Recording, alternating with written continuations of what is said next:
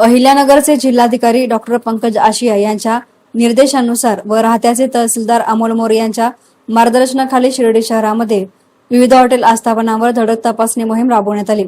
या कारवाई दरम्यान एकूण 37 हॉटेल्सची सखोल तपासणी करण्यात आली। तपासणी दरम्यान काही ठिकाणी नियमांचे उल्लंघन होत असल्याचे निदर्शनास आले।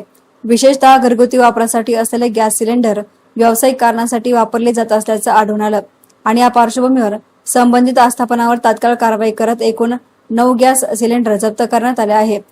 संबंधितांवर आवश्यक त्या कायदेशीर कारवाईची प्रक्रिया सुरू करण्यात आली असल्याची माहिती प्रशासनाकडून देण्यात आली। ही कारवाई नागरिकांच्या सुरक्षेच्या दृष्टीने आणि अनधिकृत वापराला आळा घालण्यासाठी करण्यात आल्याचं अधिकाऱ्यांनी स्पष्ट केले।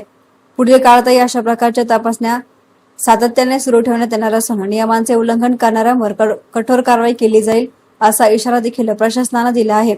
या पथकामध्ये पुरवठा निरीक्षक भारत खरात, पुरवठा सहाय्यक चंद्रकांत सांडे यांच्यासह इतर कर्मचाऱ्यांचा समावेश होता। पथकाने विविध ठिकाणी अचानक भेटी देत तपासणी केली, त्यामुळे संबंधित व्यावसायिकांमध्ये एकच खळबळ उडाली होती। प्रशासनाच्या कारवाईमुळे शहरातील व्यावसायिक आस्थापनांना नियमांचे पालन करण्याचा इशारा मिळाला असून नागरिकांनी देखील अशा अनियमिततेची माहिती प्रशासनाला देण्याचे आवाहन करण्यात आले आहे। एस9 मीडियासाठी न्यूज रिपोर्टर युनुस इनामदार, शिर्डी।